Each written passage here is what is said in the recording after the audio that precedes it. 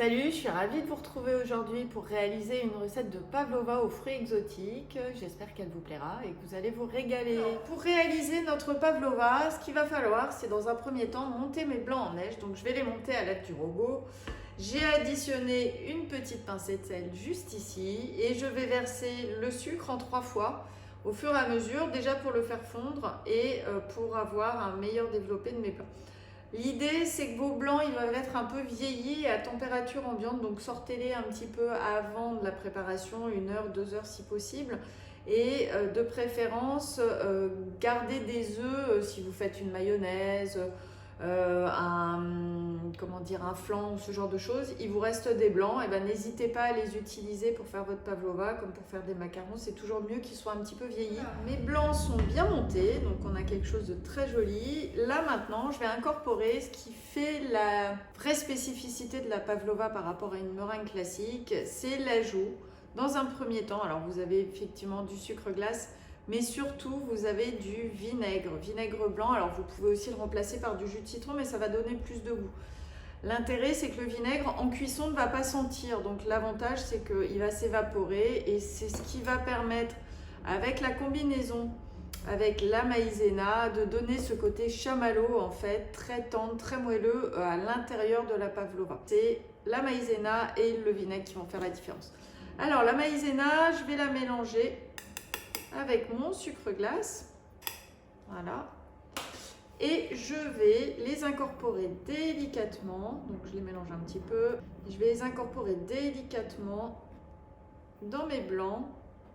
Donc l'idée, c'est vraiment pas de travailler au robot, et je vais ajouter mon vinaigre aussi dès à présent. Donc je vais travailler tout doucement à l'aide d'une maryse.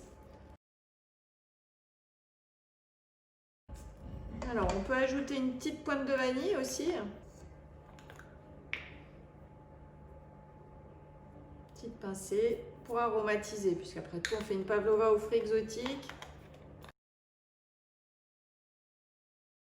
Donc, je vais pouvoir mettre mon appareil dans une poche à douille pour dresser ma pavlova. Là, c'est parfait. Donc je récupère ma poche à douille et on va faire le dressage. Moi j'ai choisi une douille lisse, une douille ronde aujourd'hui pour mon dressage. Après vous pouvez très bien décider de prendre une douille cannelée aussi, ça marchera parfaitement.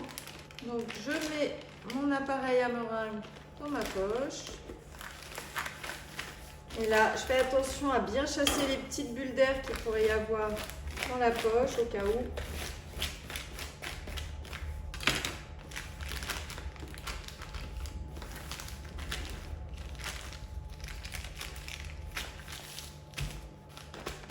On va faire avancer.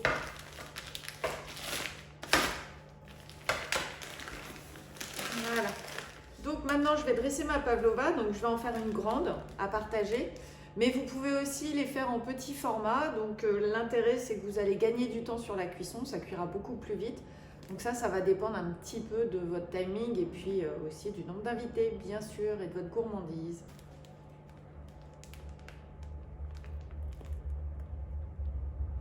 Donc vous pouvez lui donner la forme que vous voulez. Et après, si vous voulez, vous pouvez faire donc des petites. Il faudra surveiller le temps de cuisson de vos petites pavlovas. Parce qu'évidemment, il sera beaucoup plus court.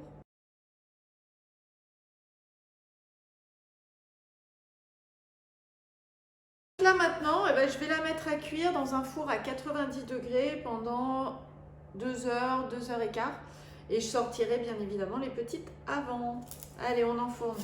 Alors, en attendant la cuisson de ma pavlova, je vais préparer dans un premier temps les fruits. Donc, j'ai un ananas Victoria. L'avantage de l'ananas Victoria, c'est qu'il est très sucré, qu'il est très goûtu et que du coup, je peux l'utiliser aussi bien cru que cuit. Donc là, on va utiliser une partie de l'ananas justement pour le faire caraméliser au miel et à la vanille.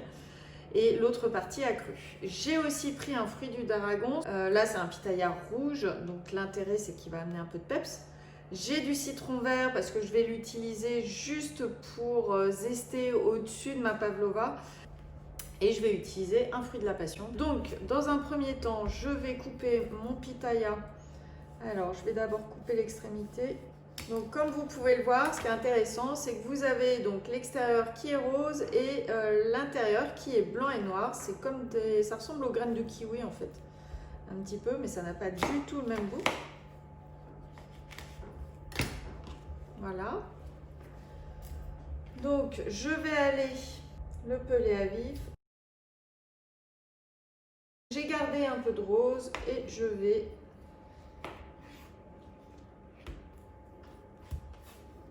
travailler que la moitié.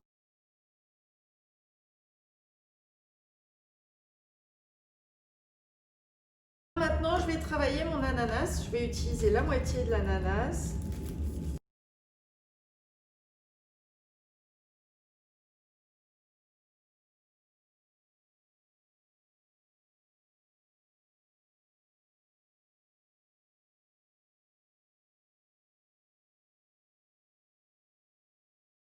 Alors là, donc j'ai ma moitié d'ananas. Pareil, je vais le peler à vif.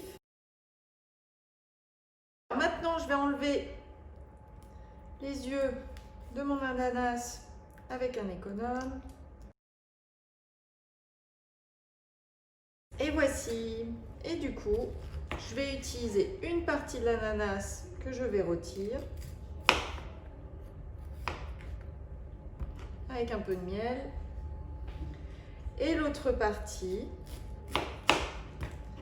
que je vais tout simplement laisser en petits morceaux comme ceci.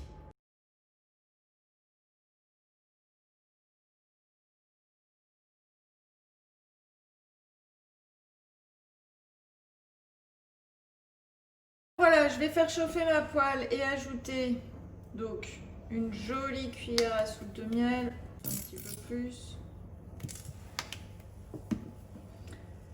Et là, mon miel va commencer à chauffer. Je vais ajouter une petite pointe de vanille.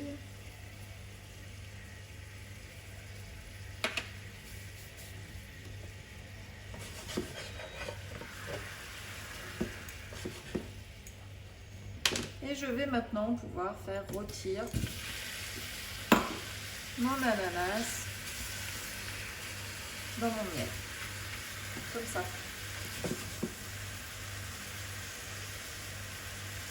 Donc là, je le mets à feu assez fort. Hein. L'idée, c'est effectivement de bien le saisir. De le caraméliser.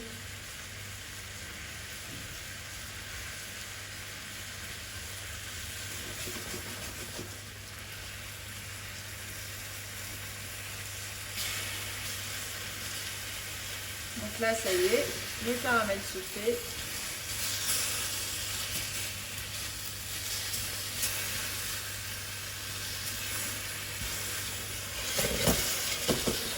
Et voilà. Donc ça a été très rapide.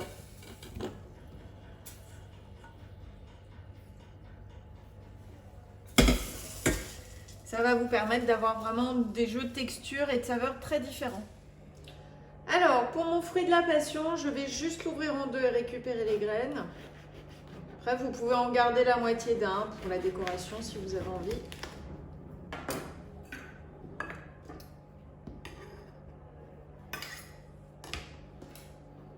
Voilà, donc avec une petite cuillère.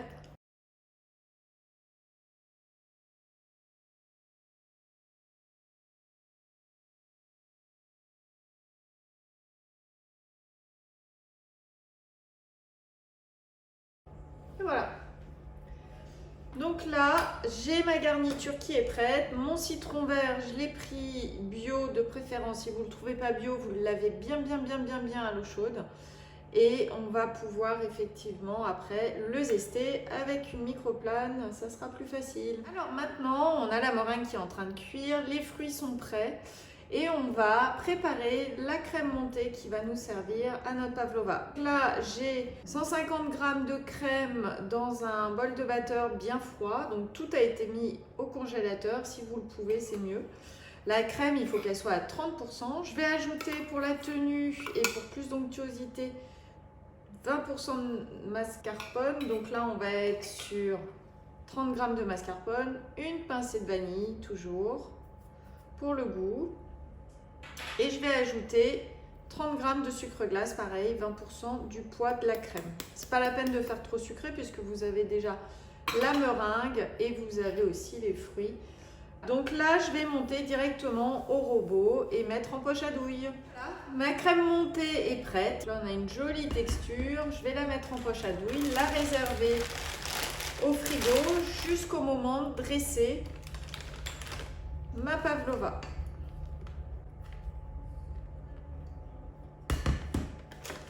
Alors voilà, mes meringues sont cuites. On a une belle brillance, on a quelque chose de très joli. Et j'ai ma crème montée qui est très peu sucrée pour contrebalancer le sucre qui est à l'intérieur de la meringue, bien sûr. Donc maintenant, je vais pouvoir dresser ma pavlova. Et maintenant, je vais les décorer avec les fruits.